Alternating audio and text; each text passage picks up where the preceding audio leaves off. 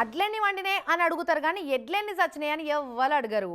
ఇక అట్నే ట్రంప్ చేస్తున్న పన్నులతోటి అమెరికాకు ఎంత ఆందాన వస్తుందో అని చూస్తున్నారు కానీ రేట్లు పిరమైతుంటే జనాల జేబులకు షిల్లెట్లా పడుతుందో చూస్తలేరు. ఇక చైనాను చూస్తే ట్రంప్ అయ్య కండ్లలా నిప్పులు పోసుకుంటుండు. అటు వాళ్ళేం తక్కువ లేరు, ఐషికి తైషి. ఎట్లయితే గట్లా అమెరికాకు చైనా ఎంత దూరమో చైనాకు అమెరికా కూడా గంతే దూరం.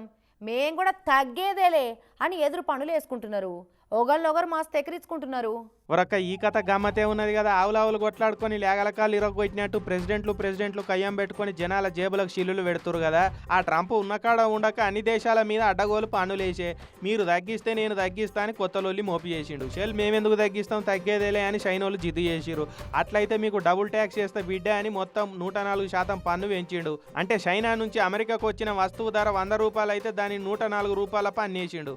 అంటే కొనేటోళ్ళు 204 రూపాయలు పెట్టి చైనా వస్తువు కొనాలన్నట్టు. గా తీరులో పన్నేసిండు. నువ్వు మా మీద వేస్తే మేము ఊక్కునేందుకు ఉత్తోలం అనుకుంటున్నావు.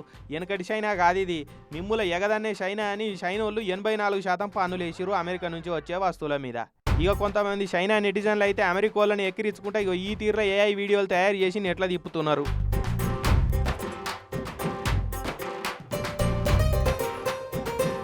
అమెరికాలో బయట దేశపోళ్ళు లేకుంటే అమెరికోళ్ళు పెద్ద పెయిలు వేసుకొని ఈ తీరులో బట్టలు కుట్టుకోవాలి, స్క్రూ డ్రైవర్లు పెట్టి నట్లు తిప్పుకోవాలి అనుకుంటా అమెరికన్లను బాడీ షేమింగ్ చేసుకుంటా వీడియోలు చేసి తిప్పుతున్నారు ఇంటర్నెట్లో. ఇంకో దిక్కు అమెరికాలో కూడా ట్రంప్ దునియా దేశాల మీద వేస్తున్న పన్నులు చూసి పబ్లిక్ కూడా తిరగబడుతున్నారు. సుట్టదాగటో నిడిచిపెడితే తంబాకు నమిలేటోడు దొరికిండన్నట్టు మతిమార్పు బైడెన్ వద్దని ఈయనను గద్దెనెక్కిస్తే నోట్లకు ముద్ద రాకుండా చేస్తున్నాడు కదా అని అమెరికన్లు రోడ్ల మీదకు వచ్చిరు. ట్రంప్ అయ్య చేస్తున్న ఆగం పన్నులతోటి అటు స్టాక్ మార్కెట్లలో పెట్టుబడులు పెట్టిన వాళ్ళకైతే రోజు రక్త కన్నీరే అవుతున్నది పాపం.